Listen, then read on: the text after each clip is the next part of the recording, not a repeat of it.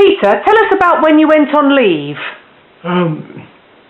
Well, I know the first leave I ever had was coming back from Canada when I'd had my uniform made in Canada and came back as a pilot officer, as an officer. And I arrived at Raiders Lane, walked up my road, and I could see my dog, Bob, my old dog, was there, and I called him, and he hadn't seen or heard from me for 9 months.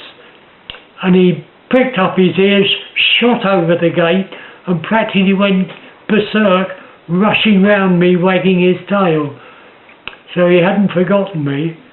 I then went through the front gate, up the steps, knocked at the front door, and my mother opened the door, looked at me and burst into tears, because the last time she'd seen me, I was wearing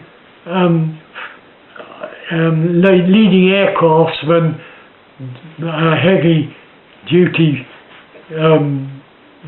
uniform, and then suddenly there I was with wings and a commission and looking an officer, and it gave her such a shock she burst into tears.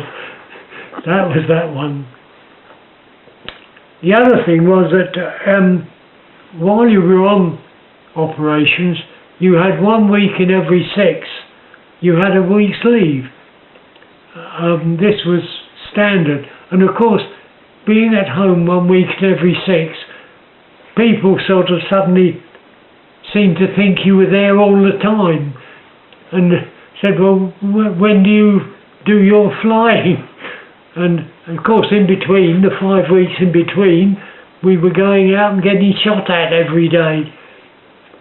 So then, between operational tours, you had a 3 months period when you were posted off to a training camp as an instructor, and I was posted to Stroud in Gloucestershire, where they were converting pilots from Hurricanes onto Typhoons.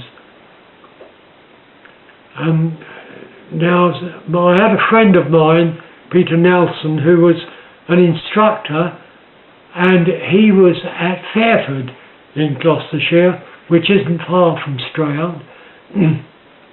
And I borrowed the Hurricane one day and flew over to see him.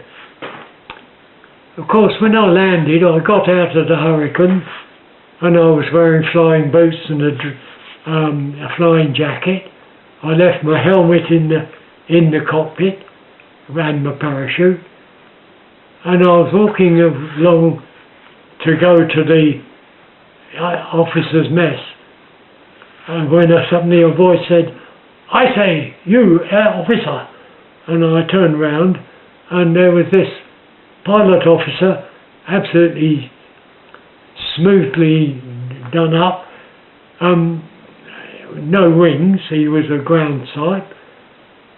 He said, "Excuse me, but aren't you improperly dressed?" And I said, "Oh, yes, I suppose I am, really." He said, "Well, haven't you got a hat?" I said, "Well, no, I had my head. I've landed in the Hurricane, I've left my helmet in the aircraft." Well, I would suggest you get in the Hurricane and leave again immediately.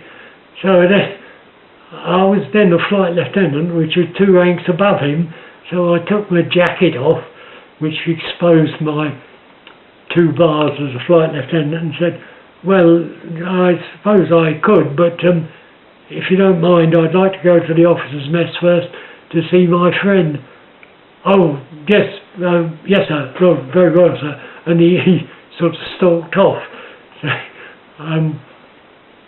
when I got back after seeing my friend, I went to the chief flying instructor, and I said to him, "Look, you'll probably get a complaint from Fairford that I was walking around not properly dressed."